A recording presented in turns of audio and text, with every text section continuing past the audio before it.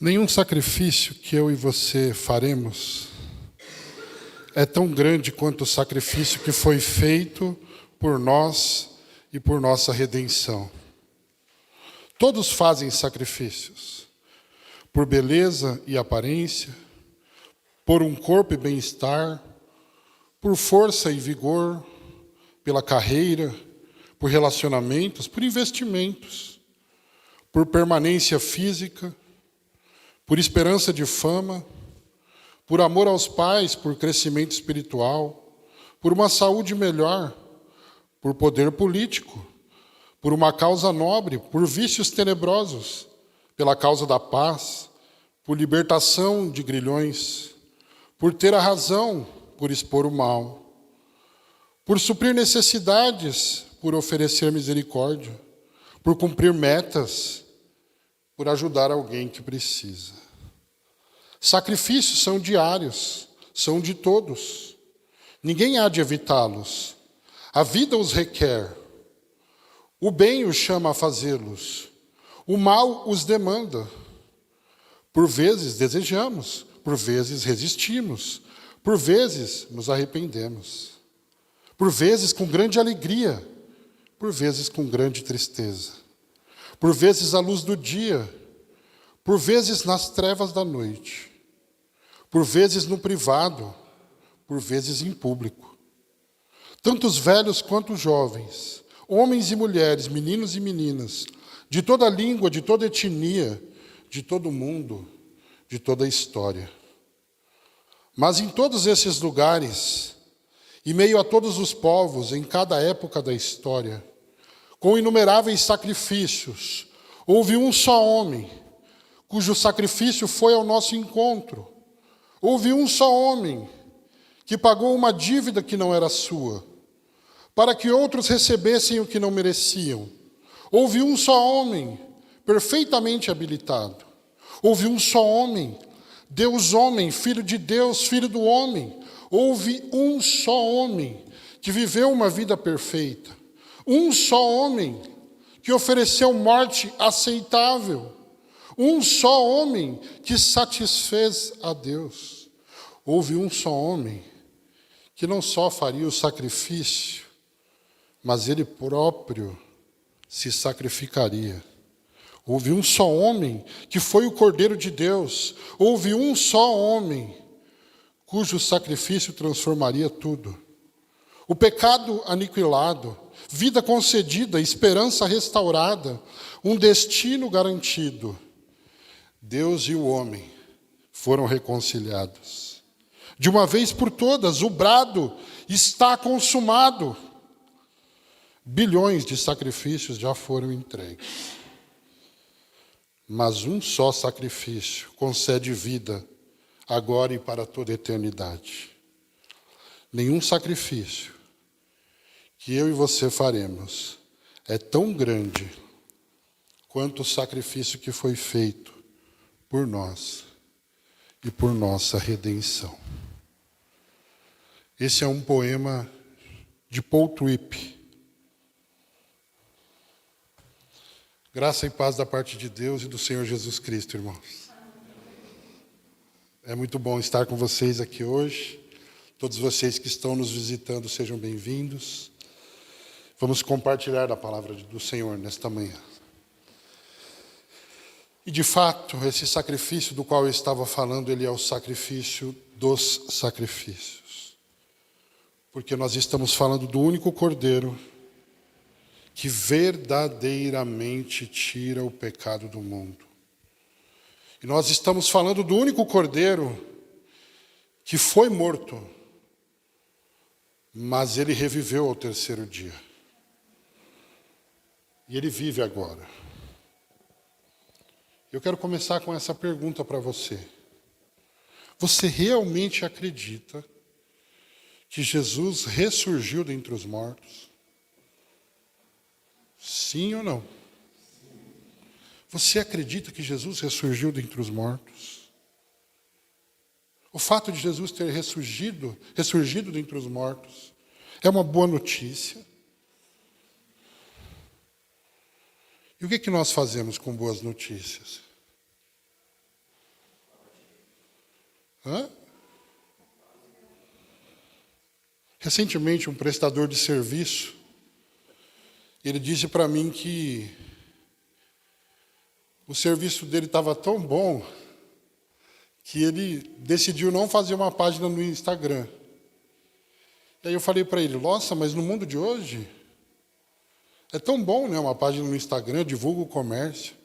Aí ele falou, não, mas eu presto o serviço e o que é que os clientes fazem? Eles indicam o serviço.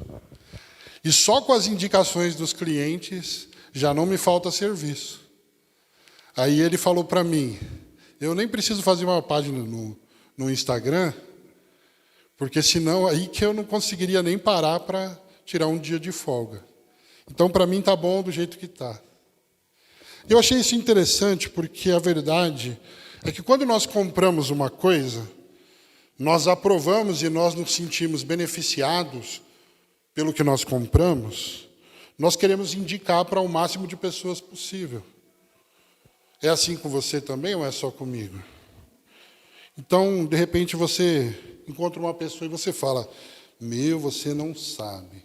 Eu conheci um restaurante que tem uma comida maravilhosa. Olha, abriu uma loja nova de roupas aqui no centro da cidade, que o preço é muito bom e é coisa de qualidade. Olha, eu comprei um produto na Shopee que é muito útil e facilita demais a vida.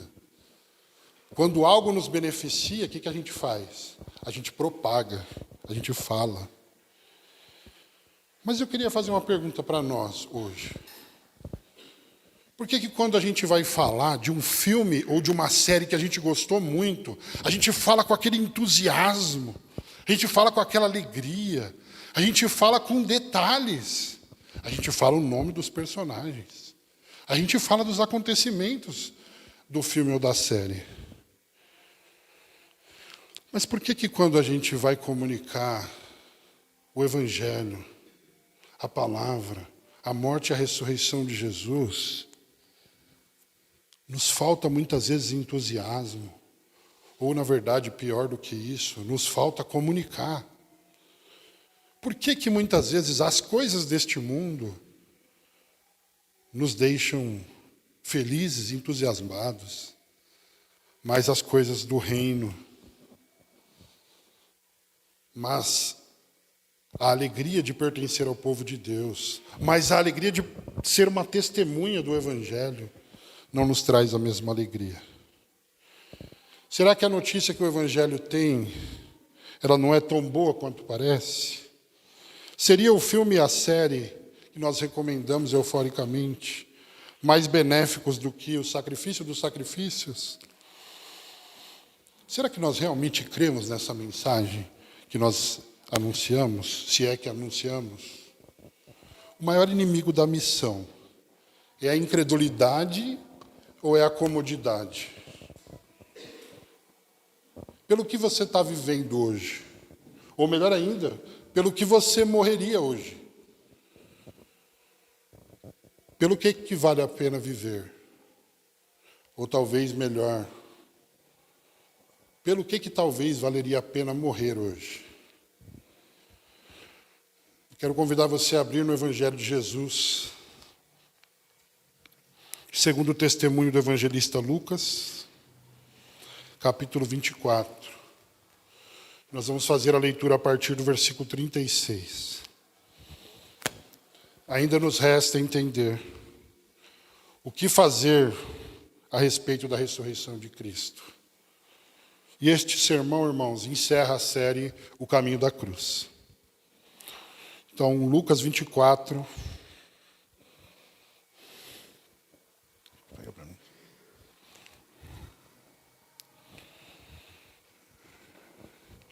A partir do versículo 36, diz assim a palavra do Senhor. Enquanto ainda falavam nisso, o próprio Jesus apareceu no meio deles e disse-lhes, paz seja convosco. Mas eles, assustados e com medo, pensaram que estavam vendo um espírito. Ele, porém, lhes disse, por que estáis angustiados? Porque surgem dúvidas em vosso coração. Olhai as minhas mãos e os meus pés, pois sou eu mesmo. Apalpai-me e vede, porque um espírito não tem carne nem ossos. Como percebeis que eu tenho?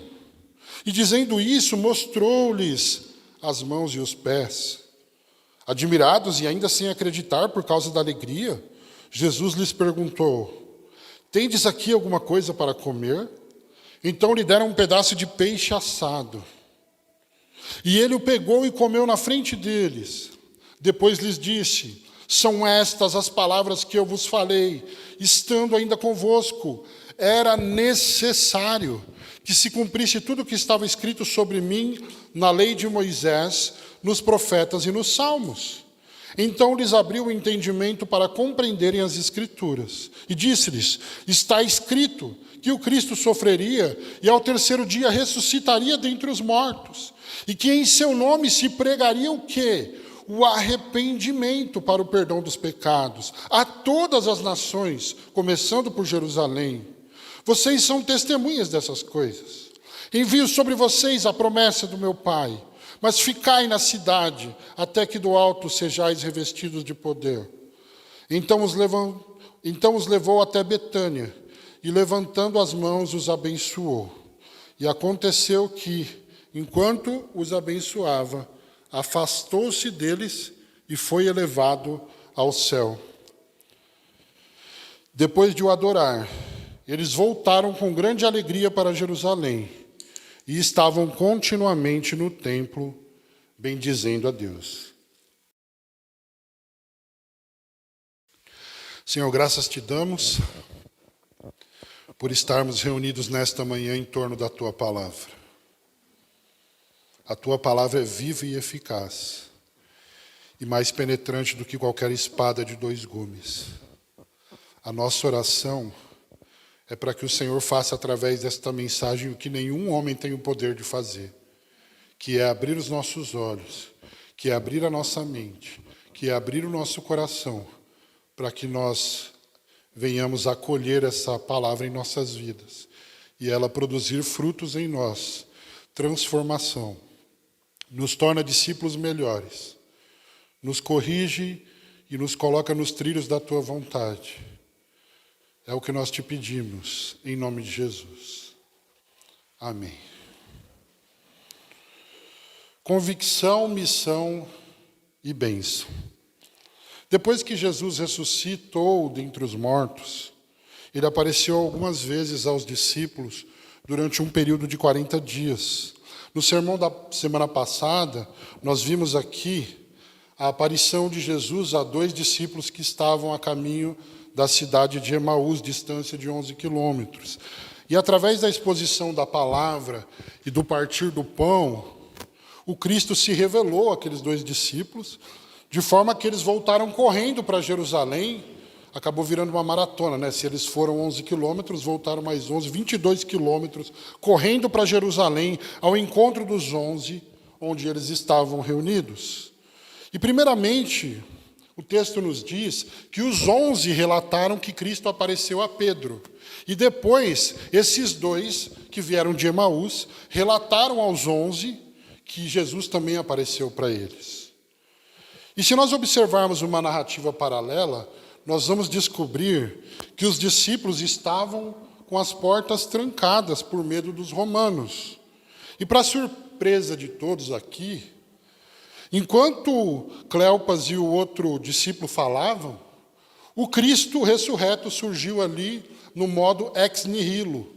E se você nunca ouviu essa expressão, ex nihilo significa a partir do nada. E quando eu falo a partir do nada, eu estou dizendo que Jesus não entrou pela porta. A porta estava trancada. Jesus não entrou pelas janelas.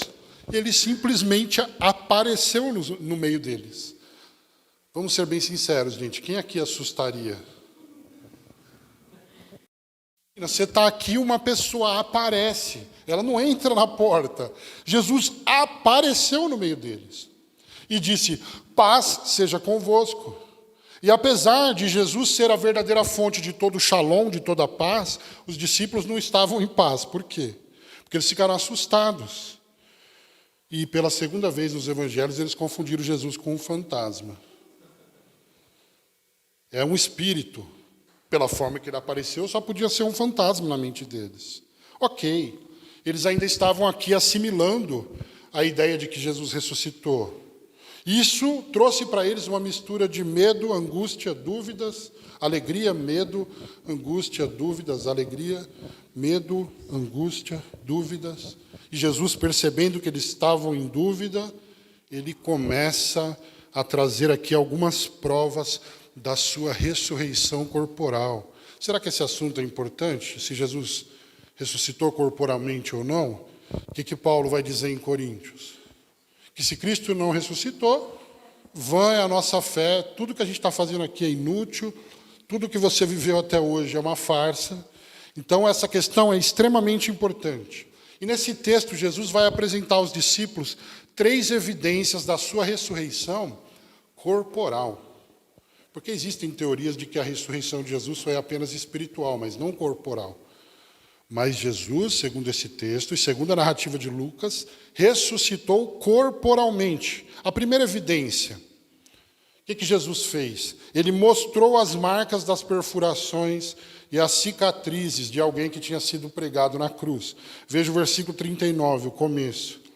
Olhai as minhas mãos e os meus pés, sou eu mesmo. Inclusive em João vai narrar, se eu não me engano, que Tomé duvidou. E Jesus falou, não, então toca aqui, ó. Vem.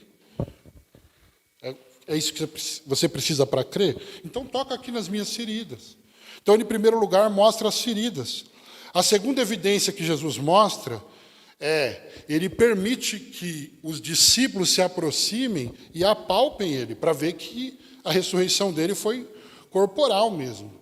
Então, é lógico, nós sabemos que Tomé fez isso, mas por essa narrativa nós descobrimos que os demais discípulos também tocaram no corpo de Jesus. É real, né? Para ver se não era IA, o pessoal estava tudo ali. Enfim, tirando as provas da situação, de que Jesus realmente tinha ressuscitado corporalmente. E a terceira evidência que nós vemos aqui no texto é que Jesus pergunta se eles têm algo para comer. E o texto diz que trouxeram um peixe para Jesus comer. Por que Jesus vai comer um peixe nessa hora, gente? Você consegue imaginar o porquê? Porque Jesus está querendo dar outra evidência de que ele ressuscitou corporalmente. Você já viu um espírito comendo um peixe? Na verdade, a gente nem vê espíritos, graças a Deus, né? Isso seria algo medonho. Mas Jesus está provando ao comer o peixe que ele ressuscitou corporalmente. Então, essas são as 3 evidências. As marcas das perfurações, ele pediu para que os discípulos o apalpassem, e em terceiro lugar, para mostrar que ele não era um espírito incorpóreo, ele comeu um peixe diante dos discípulos. Você consegue entender o que Jesus está fazendo aqui? Você consegue entender o motivo pelo qual Jesus ficou aparecendo durante esses 40 dias? Ele apareceu às mulheres que foram ao sepulcro, ele apareceu a Pedro, ele apareceu aos 2 no caminho de Emaús, agora ele apareceu aos 11 e àqueles que estavam com eles. O que Jesus está fazendo aqui? Jesus está dando provas da sua ressurreição corporal, para que esses discípulos tivessem convicção. E você sabe por que Lucas está registrando esses acontecimentos? Se nós abrirmos em Lucas capítulo 1, se você quiser abrir, Lucas capítulo 1, versículos 1 a 4, olha o que Lucas vai dizer. Visto que muitos têm empreendido uma narração coordenada dos fatos que se realizaram entre nós, transmitidos por quem? Pelos que desde o princípio foram suas testemunhas oculares e ministros da palavra. E aí ele diz, pareceu adequado também a mim, excelentíssimo Teófilo, a pessoa para quem ele está escrevendo. Depois de investigar tudo cuidadosamente desde o começo, escrever-te uma narrativa em ordem para que tenhas certeza da verdade das coisas em que foste instruído. Então preste atenção, irmãos, nessa cadeia de propósitos. Em primeiro lugar, Jesus apresentou provas porque ele queria que os seus discípulos tivessem convicção da sua ressurreição corporal. Em segundo lugar, Lucas registrou esse relato das testemunhas oculares porque ele queria que o seu leitor Teófilo tivesse convicção também da ressurreição corporal de Jesus, dos fatos que aconteceram entre eles, como ele disse aqui. E essa passagem chegou até nós para quê? Para que nós também tenhamos convicção de que Cristo verdadeiramente ressuscitou dentre os mortos. Não é uma farsa. Jesus apareceu, eu não citei aqui, mas tem uma situação que ele apareceu para mais de 500 pessoas. Uma pessoa delirar, a gente pode acreditar, duas, talvez, principalmente se andam juntas, mas 500 pessoas delirarem? Muita gente no primeiro século viu o Cristo ressurreto. E na época em que esses escritos foram feitos, as pessoas poderiam consultar muitos que ainda estavam vivos e tirar a prova. Isso mostra que a narrativa da ressurreição de Jesus, todas essas narrativas, são verdadeiras, são confiáveis. E mesmo que nós não as tivéssemos, Jesus dividiu a história no meio, como eu já disse aqui no Sermão da Páscoa. Irmãos, as mãos e os pés de Cristo comprovam que ele ressuscitou. As marcas das perfurações comprovam que Cristo ressuscitou. As cicatrizes provam que ele ressuscitou. O apalpar dos discípulos provam que ele ressuscitou. A alimentação de Jesus naquele dia prova que ele ressuscitou. O peixe frito prova que Jesus ressuscitou. E para nós, que não estávamos ali, que não fomos testemunhas oculares, para nós que não vimos o Cristo ressurreto na nossa frente, o que nós temos? Nós temos os evangelhos relatando que Cristo ressuscitou dentre os mortos. Nós não vimos, mas nós temos os relatos daqueles que viram, para que nós também creiamos. Então essa passagem, irmãos, foi registrada para que eu e você crêssemos, acreditássemos, tivéssemos convicção e certeza da ressurreição. Esse é o objetivo de Lucas. Por quê? Porque a verdade é que toda a humanidade estava separada de Deus e perdida.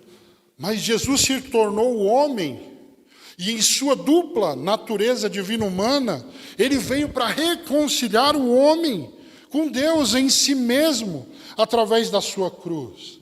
Esse é o mistério da encarnação. Como disse S. Lewis, o Filho de Deus se fez homem, para que pela fé os homens fossem feitos filhos de Deus. Percebe que o que Jesus se torna ao encarnar está aproximando de novo a humanidade de Deus? A humanidade se separou de Deus desde o Éden, os nossos pais. Não havia caminho para chegar até o Pai. Quem que é o caminho? E o que acontece na dupla natureza de Jesus? Ele é Deus, aí ele encarna, ele é homem. Olha o homem aí, sendo reconciliado com Deus na própria natureza dele. Ele é o caminho para Deus. Isso é maravilhoso. Mas é maravilhoso só se você crê. Você crê? Você tem convicção de que ele ressuscitou dentre os mortos? Porque Jesus ofereceu essas evidências da ressurreição para que houvesse convicção em nós. Eu quero dizer para você nesta manhã que, em primeiro lugar, você precisa crer, você precisa ter essa convicção para você ser salvo dos seus pecados e da morte. Sim, você não é bacana. Se alguém disse que você é uma pessoa boa, se alguém disse que você não é tão mal, se alguém disse que você é uma pessoa que pratica o bem, que por isso você não precisa de salvação. Não, quem precisa de salvação é quem está nas drogas. Quem precisa de salvação é quem está assassinando, é quem está adulterando. Eu sou uma pessoa decente. Esse é o pior tipo de perdição, sabe por quê? Porque quem está perdido sabe que está perdido. Mas o pior O pior tipo de perdição é daquele que não percebe que está perdido. Porque as boas obras dele dizem para ele que ele merece o céu, que ele merece algo de Deus. Mas isso é tudo uma mentira que o nosso coração conta para nós mesmos. Você sabe o quanto você é mau. Você sabe. E ninguém sabe melhor do que você, aliás, só Deus, o quanto você é mau. Romanos 3 diz que todos pecaram e precisam da graça. Você é mau. Olha que palavra maravilhosa. Olha para a pessoa que está do seu lado e diga, você é terrível.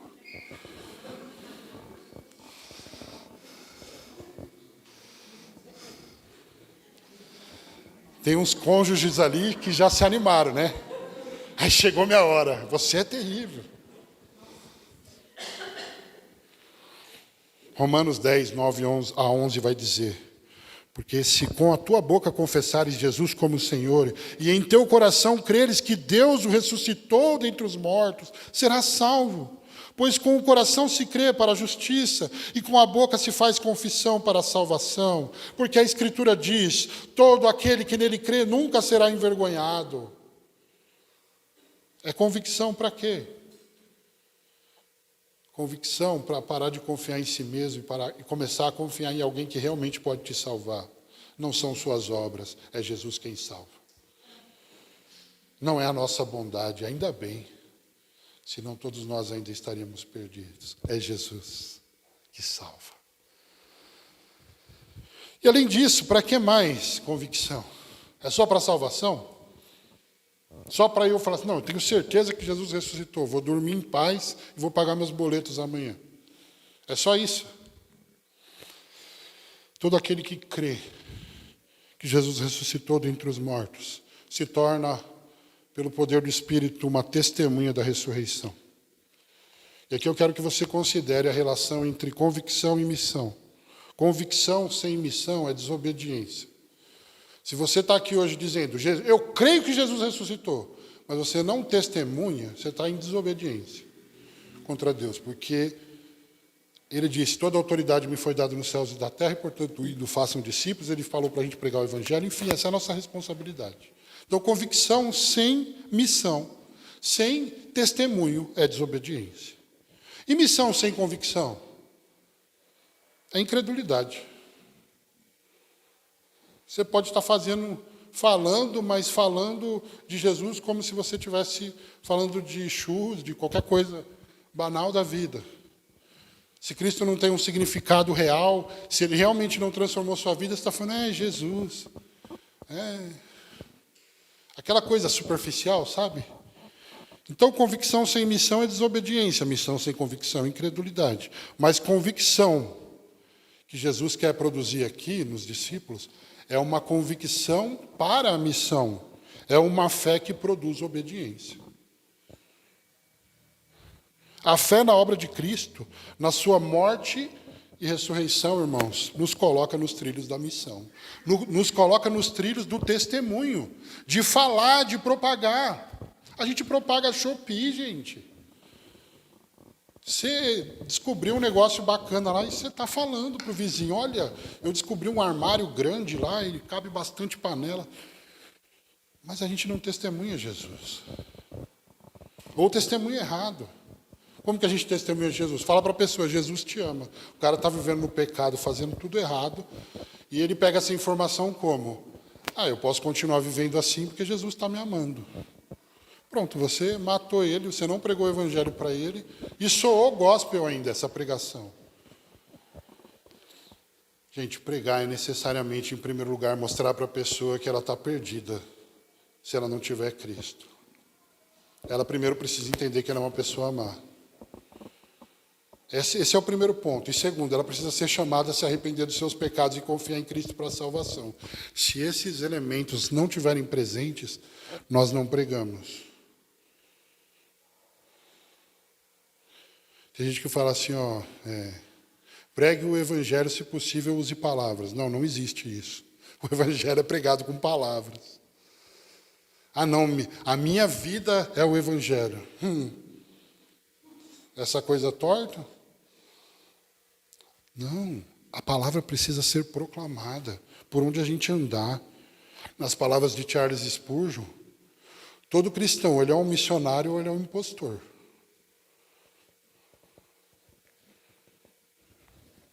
Qual foi a primeira palavra, então, que nós aprendemos aqui hoje?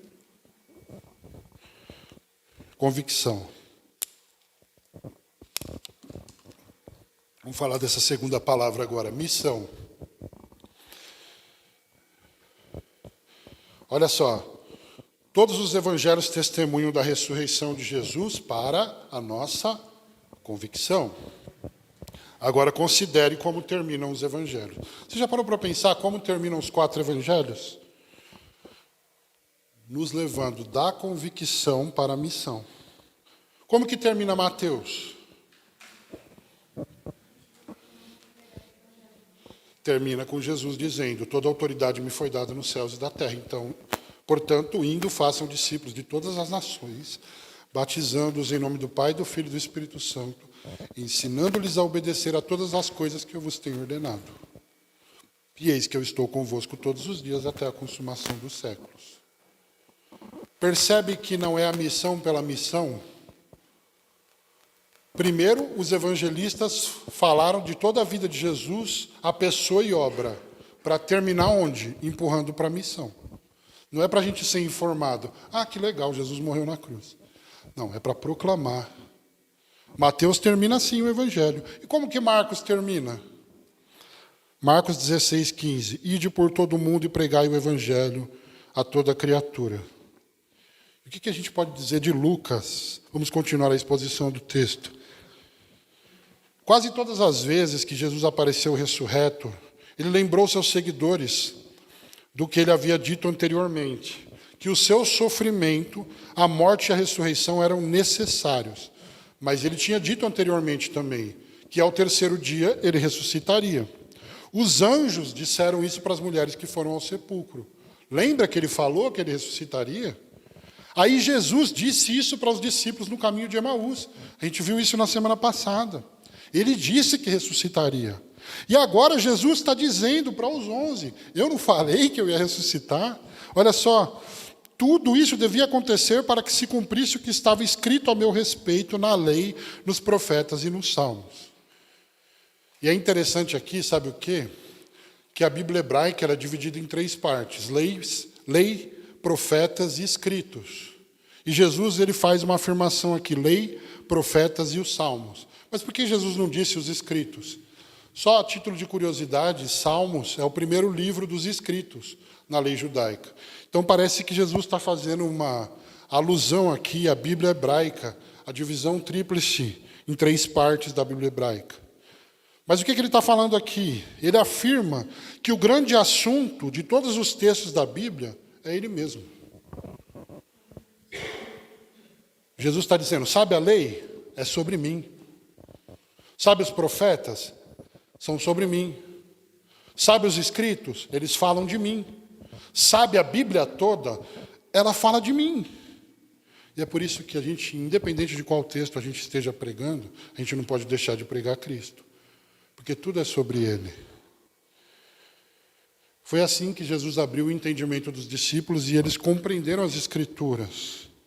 E agora, irmãos, perceba, assim como Mateus e Marcos terminam o comissionamento dos discípulos, terminam os seus evangelhos com o comissionamento dos discípulos, o mesmo acontece em Lucas. Para a gente não ter dúvida de que é para ir para a missão. Olha só, versículos 46 a 49. E disse-lhes, está escrito que o Cristo sofreria, ao terceiro dia ressuscitaria dentre os mortos, e que em seu nome se pregaria o arrependimento para o perdão dos pecados a todas as nações, começando por Jerusalém. Vocês são testemunhas dessas coisas, e eu envio sobre vocês a promessa do meu Pai. Fiquem na cidade de Jerusalém até que do alto vocês sejam revestidos de poder. O que aconteceu aqui nesse texto? O Senhor conduziu os discípulos da ressurreição para a convicção, e depois da convicção para a missão. Cristo não ressuscitou apenas para nos resgatar da morte, mas também para que nós anunciássemos o triunfo dele sobre a morte.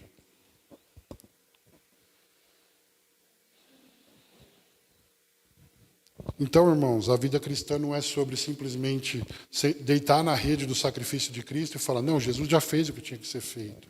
Há uma responsabilidade em nossas mãos. Mateus fala, Marcos fala, e agora Lucas fala também.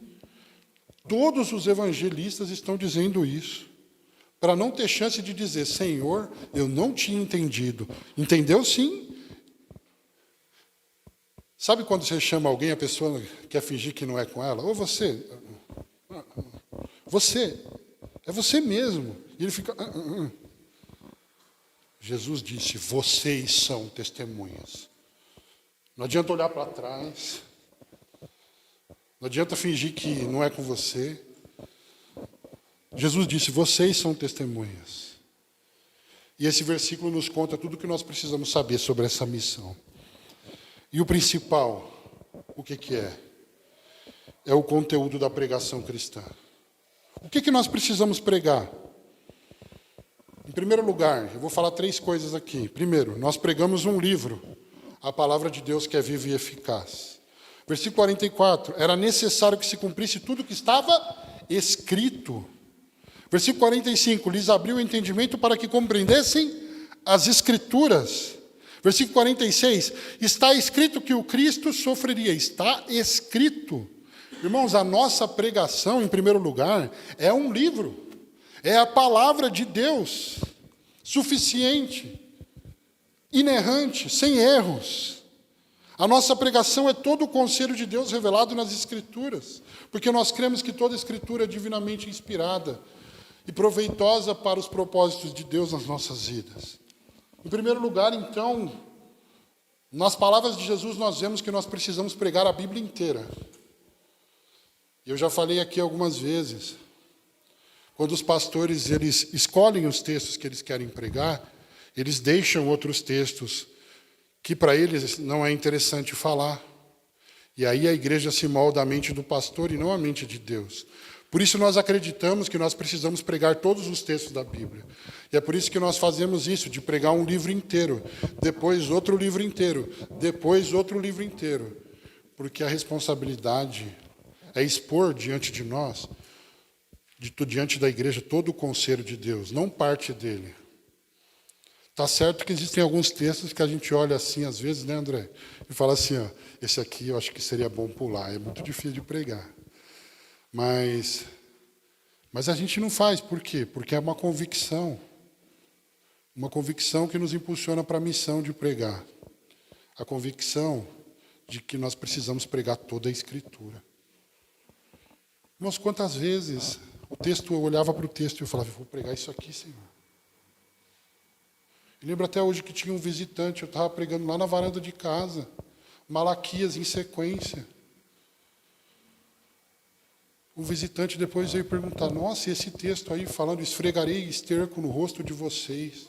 Pastor, não era melhor não pregar um texto como esse? É meio esquisito. O visitante falou isso para mim.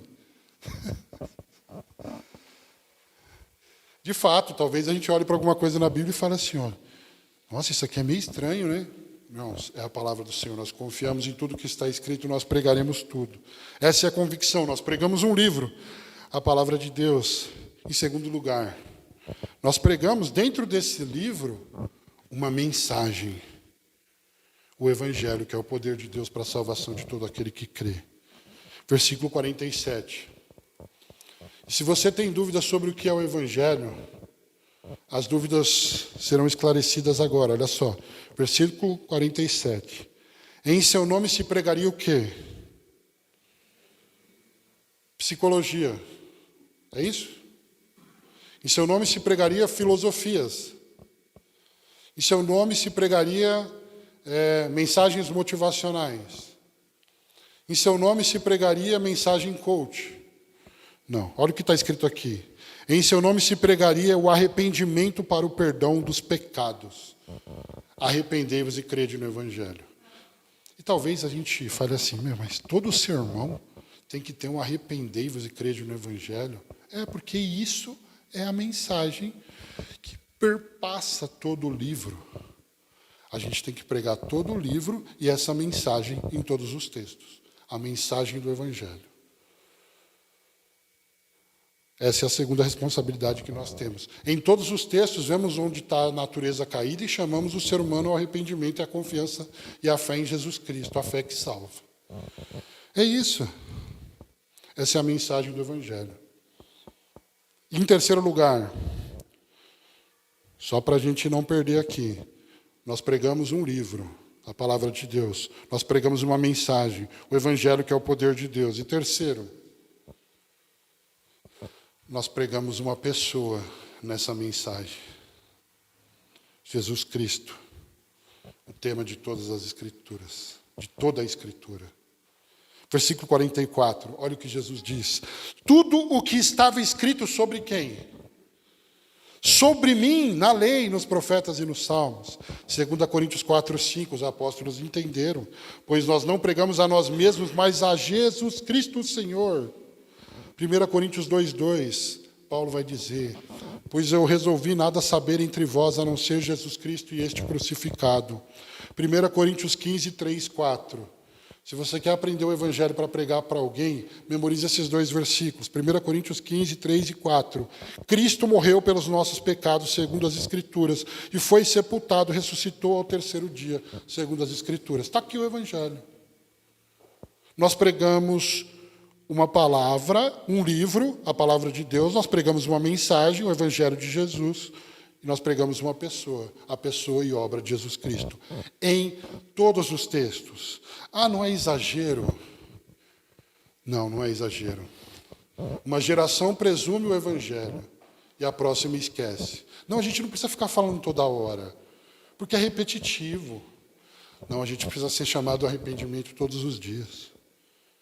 Toda a Escritura é sobre Cristo. O Pentateuco revela a necessidade da vinda de Cristo. Os livros históricos são a preparação para a vinda de Cristo. Os livros poéticos são o desejo pela vinda de Cristo. Os livros proféticos são a promessa e a certeza da vinda de Cristo. Os evangelhos são a manifestação da vinda, da primeira vinda de Cristo. O livro de Atos é a propagação da morte e da ressurreição de Cristo. As cartas e as epístolas são a interpretação e a aplicação de Cristo ao dia a dia da igreja. E o livro de Apocalipse é a consumação de Cristo. Cada página desse livro que está nas suas mãos está falando dele. Todas as páginas.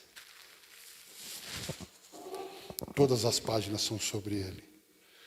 E como a gente consegue trazer pregações centradas no homem ainda? Jesus disse que ele é o assunto, ele é a mensagem. Ele é o Evangelho. Deus é o Evangelho. E por defeitos que uma igreja possa ter, tem um que a igreja não pode ter. A ausência do Evangelho. Diz o professor pastor Jonas Madureira, que o pior pecado que alguém comete é o pecado contra o Evangelho. E o pecado de privar do Evangelho e não pregar o Evangelho. Por quê? Porque para todo outro pecado tem o Evangelho para corrigir. Mas quando a gente priva as pessoas do Evangelho, o instrumento que corrige todas as coisas, ele foi cancelado, ele foi deixado de lado. Sabe o que isso quer dizer? Que qualquer movimento que você olhar onde o Evangelho não está sendo pregado e tem uma multidão em volta, não são conversões. A Bíblia deixa isso muito claro. Porque é só o Evangelho que é o poder de Deus para a salvação de todo aquele que crê. Não outras mensagens. Mas eu quero caminhar para o final dizendo, nós somos as testemunhas. E eu não sei se você sabe, mas seja o livro de Lucas, ele é o primeiro volume de outro livro da Escritura, que é o livro de Atos. Os dois foram escritos pelo evangelista Lucas. Primeiro volume, Evangelho de Lucas. Segundo volume, Atos. E se você começar a ler o livro de Atos, você vai ver que é um acontecimento parecido, está bem ligado aqui a essa situação que nós estamos falando. E essa palavra testemunhas está no final do livro de Lucas e no começo do livro de Atos. E no grego, essa palavra, sabe qual é? Mártires. O que é um mártire?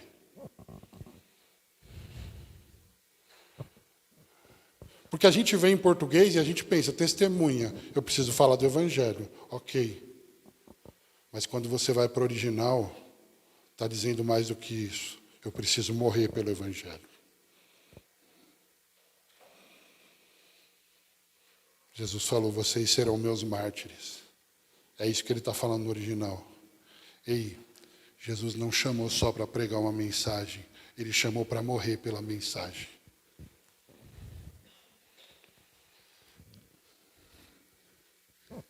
Está faltando alguma coisa aqui nessa pregação? Como que termina Mateus? Façam discípulos. Como que termina Marcos? Ide por todo mundo, pregue. Como que termina Lucas? Aqui, comissionamento também. Mas e João? Por que eu não falei de João? Ah, deixei para o final. Pedro, você me ama? Ele usa a palavra ágape. Ágape é o amor sacrificial. E Pedro responde com a palavra filho. Senhor, eu sou seu amigo. Ele já não é mais aquele Pedro ousado que no passado falou, Senhor, ainda que todos morram pelo Senhor, ainda que todos fujam, e eu morrerei pelo Senhor. Ainda que todo mundo deserte do Senhor, eu vou ficar aqui até o fim. Só que agora Pedro já foi humilhado. Ele negou Jesus 3 vezes, ele chorou amargamente. Agora Jesus fala, você está pronto para morrer por mim, Pedro? Ele, Senhor, eu sou só seu amigo. Desculpa.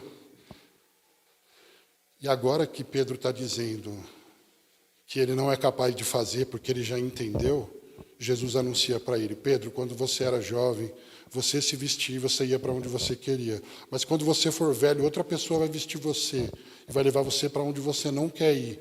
E aí o texto diz, João narrando, e Jesus disse isso justamente porque ele sabia a forma como Pedro haveria de morrer. Sabe o que Jesus está querendo dizer, Pedro? Quando você disse que morreria por mim, você fugiu. Mas agora que você está, na sua linguagem, dizendo, eu não sou capaz, eu vou derramar o meu espírito sobre você e você vai morrer por essa mensagem. Tanto que, se você continuar lendo esse texto, versículo 49, ele diz, eu envio sobre vocês a promessa do meu Pai. Fiquem na cidade de Jerusalém, até que do alto vocês sejam revestidos de poder. Sabe qual é a questão? O poder que a gente precisa testemunhar não é a nossa força de vontade. É o poder do Espírito em nós. Aquele Pedro que fugiu, ele fugiu porque não está no nosso poder morrer por uma mensagem, a não ser que o Espírito nos capacite para isso. Jesus não falou, vão e preguem simplesmente. Ele falou, fiquem em Jerusalém. Espera que vai acontecer uma coisa antes. Quando o Espírito descer e passar a habitar em vocês, vocês vão pregar. Mas vocês não vão só pregar. Vocês não serão apenas testemunhas, vocês serão mártires. Vocês vão morrer pela mensagem. E é por isso que depois você olha para o Pedro e você fala, é o mesmo Pedro?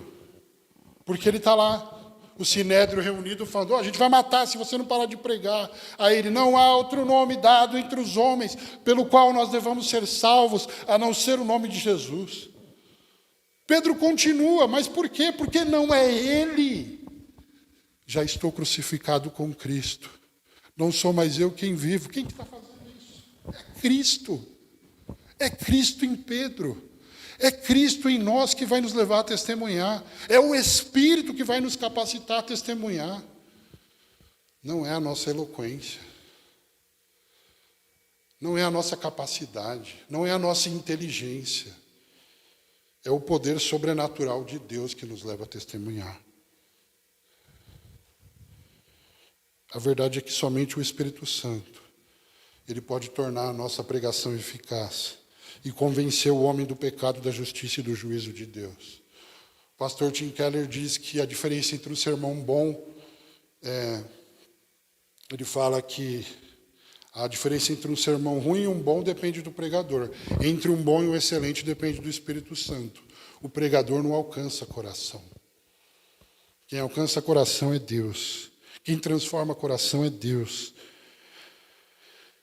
É somente o Espírito Santo que pode nos capacitar a levar a nossa cruz, a amar a mensagem da cruz e levar essa mensagem até nós trocarmos por uma coroa. É só Ele. não está em nós o poder para fazer isso. Irmão, nós somos testemunhas da ressurreição.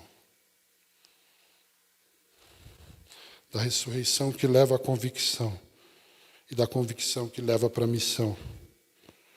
Então resta-nos falar da mensagem, do livro, da pessoa, da palavra, do Evangelho de Cristo, todos os dias das nossas vidas, por onde nós andarmos. É isso. E aí o Evangelho de Lucas vai terminar aqui. Jesus abençoando os discípulos para que eles preguem o Evangelho e ascendendo aos céus. O texto diz que Jesus estendeu as mãos para abençoar os discípulos e foi subindo aos céus.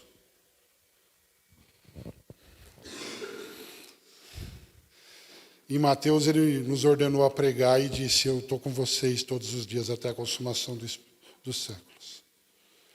Em Lucas, ele sobe abençoando a igreja, dizendo: com esse ato, a missão que eu estou dando na mão de vocês é próspera. Eu estou dando. Ele está ali abençoando e subindo. Nos deixou com essa responsabilidade. Onde termina o caminho da cruz? A última imagem que nós temos no Evangelho de Lucas é Deus exaltando Cristo soberanamente.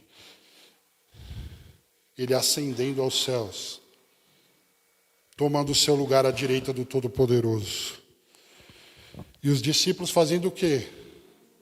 Indo para o templo, adorando o Senhor. E o cenário está pronto para o livro de Atos. É receber o poder do Espírito para testemunhar. E a igreja está até hoje fazendo o quê? Testemunhando e adorando. Adorando, testemunhando. Testemunhando e adorando. Até o dia em que todo joelho se dobrará e toda língua confessará que Jesus Cristo é o Senhor, para a glória de Deus Pai. É o que nós devemos fazer.